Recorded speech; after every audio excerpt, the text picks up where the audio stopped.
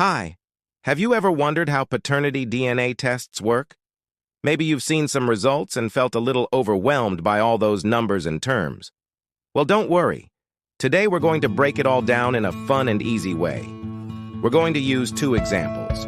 One where the results are positive, meaning the alleged father is the biological father, and another where the results are negative, meaning the alleged father is not the biological father.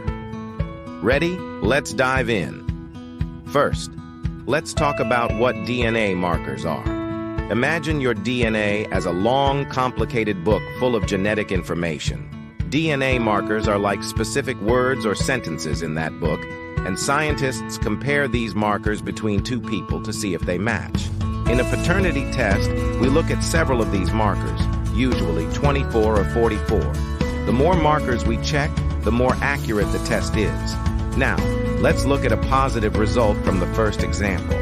If you look at the report, you'll see rows of markers, like D3S1358, VWA, D8S179, and many others. Each of these markers has two numbers for the alleged father, let's call him John Doe, and two numbers for the child, Doe child. For example, at marker D21511, John Doe has 3030, and Doe child has 2930.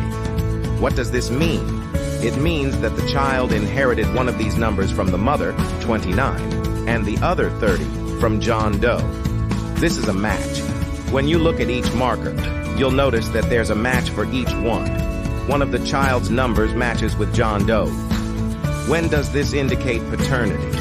If all or most of the markers match like this, it's a strong indication that John Doe is indeed the biological father.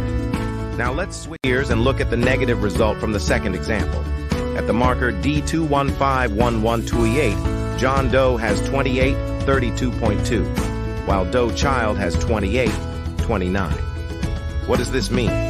Here we see that only one number, 28, matches between John Doe and Doe child. But this doesn't tell us much by itself.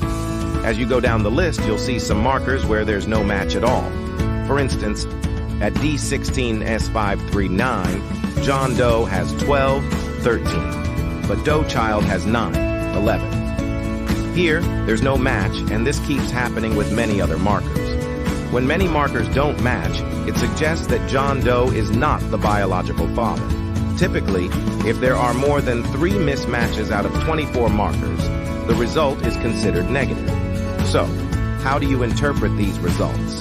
Here's a simple rule of thumb. If almost all markers match between the alleged father and child, it's a strong indication that he is the biological father. This would be a positive result. If several markers don't match, then it's likely that the alleged father is not the biological father. This would be a negative result. Paternity tests are incredibly accurate. A positive result will usually have a probability of over 99.99%. If you ever need to read a report like this, remember, matching numbers are key, and the more they match, the stronger the evidence.